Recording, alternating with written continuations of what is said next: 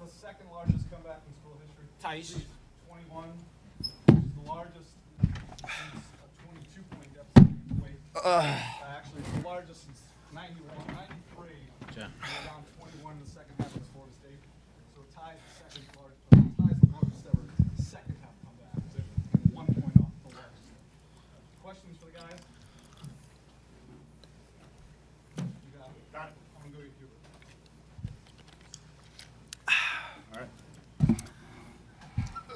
Excuse me, I'm so sorry.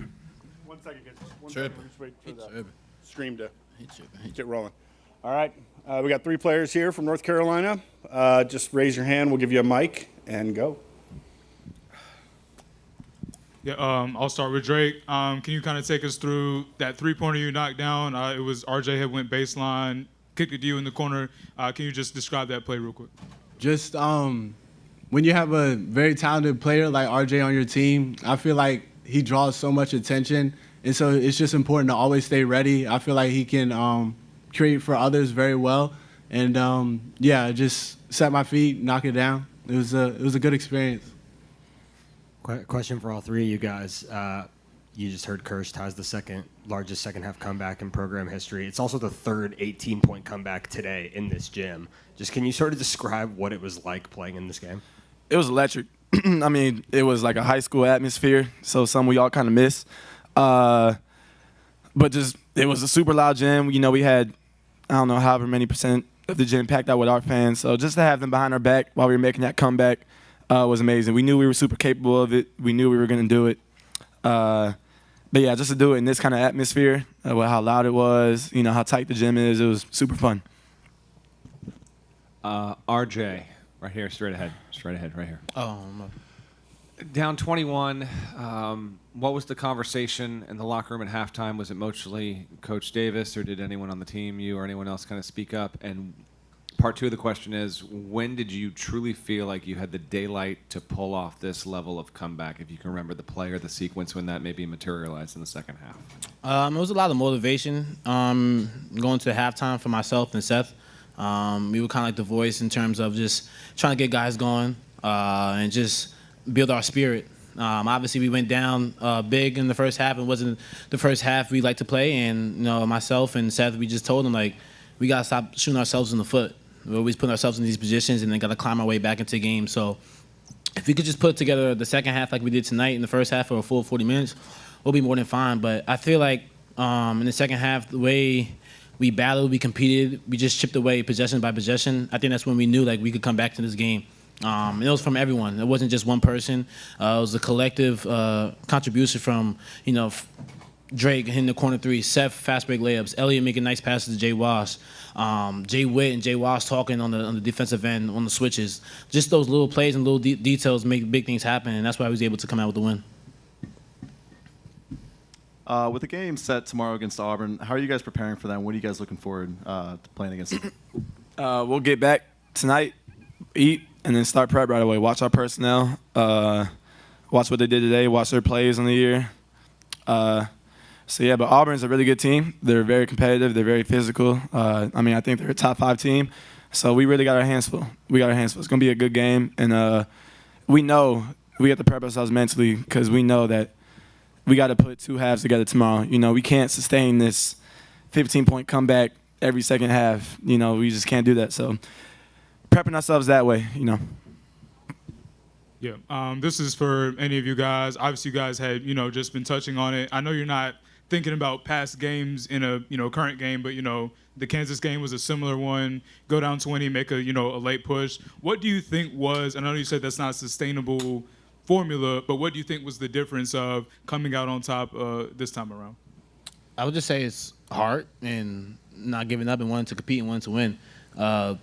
It took the starting 5 and then the bench. So we went into our locker room, obviously with some explicit words being said, but that was in a way of trying to get everybody to compete harder because they were kicking our butt on both ends of the floor and out hustling us and out toughening us. So we didn't allow that no more in the second half. And like you said, we kind of did that again against Kansas. And it's not sustainable for the whole year because it's a long year and teams are really good. So we can't keep coming out flat in the first half and then trying to put a comeback in the second half. So, but But I'm really proud of the group effort that we had tonight, and it just shows how really talented and gifted this team is. So, but we just got to do a better job of putting both halves together. One more thing, going over what I just said, we had a kind of I don't know if we made a promise to ourselves, but, we really bet on ourselves that we weren't going to let this be like Kansas. We weren't going to let it end up like Kansas, losing by 3, losing by, the last 30 seconds of the game. So we said it at halftime, hey, we're not going to let this be Kansas. And then we said it with about 3 minutes left to go as well. So we kept reiterating it. Guys, I was going to ask you something different, but RJ said there were some explicit words. So who was saying the explicit words, if you don't mind? Me? Seth? Me. Yeah. Not Coach Davis. Well, also, RJ, could you sort of take us through the play? If you've been asked this, I'm sorry, I just got in here, but where you found Drake in the corner, I mean, you were obviously hot there in the second half. What did you see to sort of trust him in that moment, and just how did the play unfold from your vantage point? Well, I remember Ellie had the ball. We called 5 up, so Jay Walsh was sending the screen. And then I kind of lifted up, but then I realized I brought my defender towards Ellie as he was driving, so I kind of just spaced out and did a little backdoor cut. And as I was driving, I saw the big pull in, and I was able to get around the big, and then their defense shifted and rotated, and I found Drake in the corner, trusted him. I know he was going to knock it down, and that was a big-time shot from him, and that's what I saw from him. That was the play that happened. All right, last question for the players, and then we'll move on to Hubert. RJ and Seth, you both had 4 fouls for an extended period, as well as Elliott. Does that change your approach, or you just put out of your mind? How do you deal with that? We got to be maybe a little bit more timid on defense, on the defensive end, but it kind of allows us to play smarter. So, honestly, it kind of helps us as it has its cons as well. But, I mean, we've been here before. We've all played in foul trouble before. This wasn't my first time at all. This wasn't his, so we were used to it. But helped us play smarter. I mean, we can't play as aggressive. You kind of want to play more aggressive coming back, when you're down 21. But we were able to do it, so it worked out. All right. Thanks, guys. Let's switch. Come on, guys. Anybody need any of these 3 guys more in the hall? That'd be great. Okay.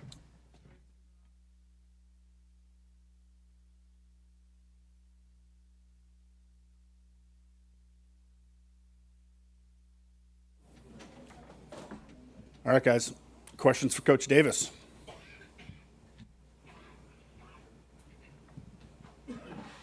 Yeah, Hubert. Of course, you had Drake Powell in there. A lot in that second half. He obviously his defensive versatility was certainly a benefit, and of course he made that shot to take the lead. Can you just speak to obviously Drake's defense in that second half as well as the shot he made in the corner? Well, I mean, Drake is he's gifted athletically, and he's elite defensively on and off the ball, and I thought his length, athleticism, and pressure on the ball when we were switching caused them problems.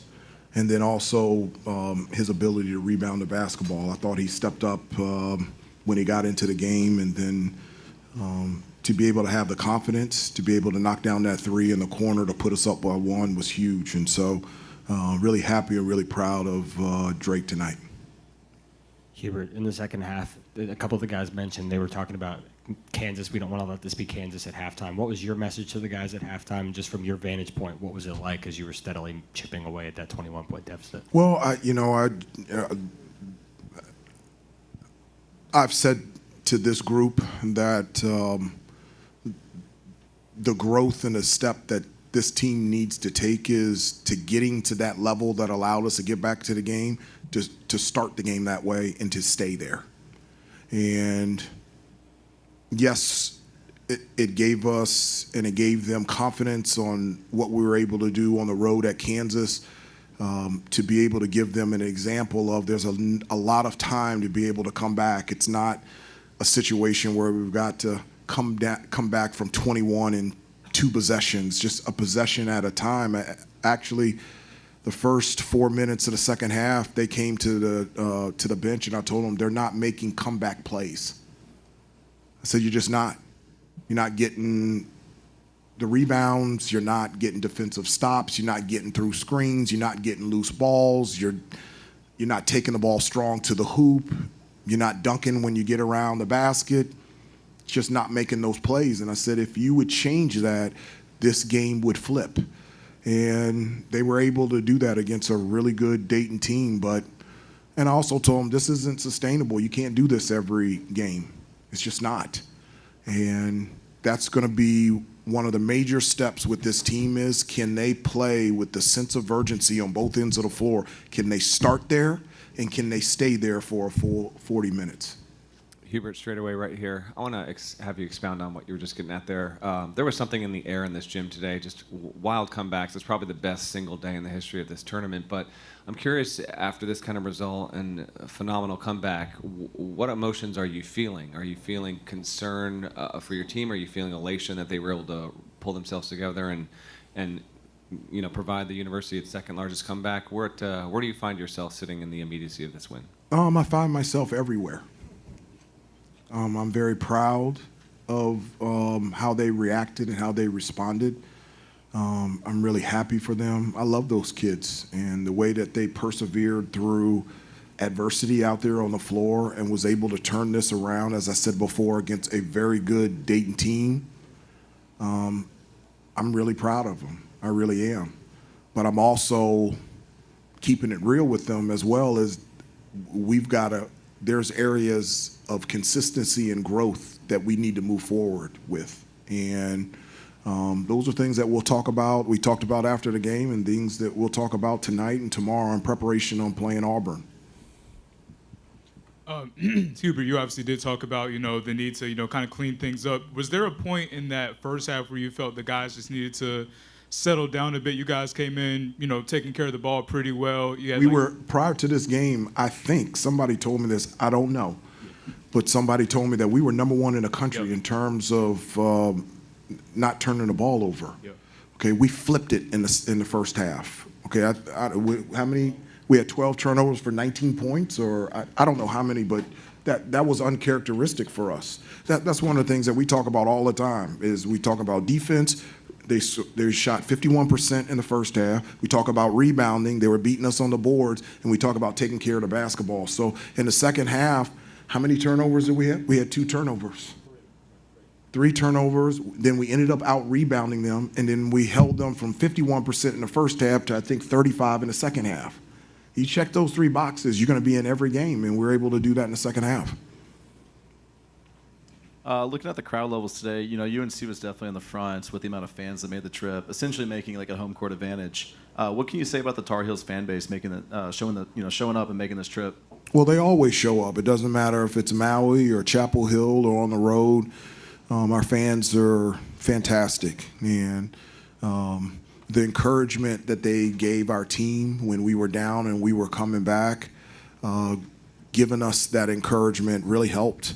And having that home court advantage from the crowd is something that we feed off on. And I'm very thankful and appreciative of the Carolina fans and the way that they have showed up for us here in Maui, but also in Chapel Hill and everywhere else. Last question, and then we'll get Dayton in here. Hubert, Seth was in here, and he said that the guys were saying that it's not going to be Kansas in terms of a comeback that falls short. Did you feel that sort of level of belief from those guys, that even though it was a 21-point deficit, they weren't going to let this one not get there? Well, I don't know if you were here, but I told them at, I think, the 16-minute mark in the second half, I said, you guys aren't making comeback plays. You're not making the plays to be able to come back. You're just not. You're not getting the rebounds. You're not getting the stops. You're not getting the loose balls. You're not finishing around the basket. You're not setting the screens. You're not running the plays right. You're just not. And that switched after the 16-minute mark, and we just started chipping away. And we do have that experience of not only coming back when we played Kansas, but how we did it.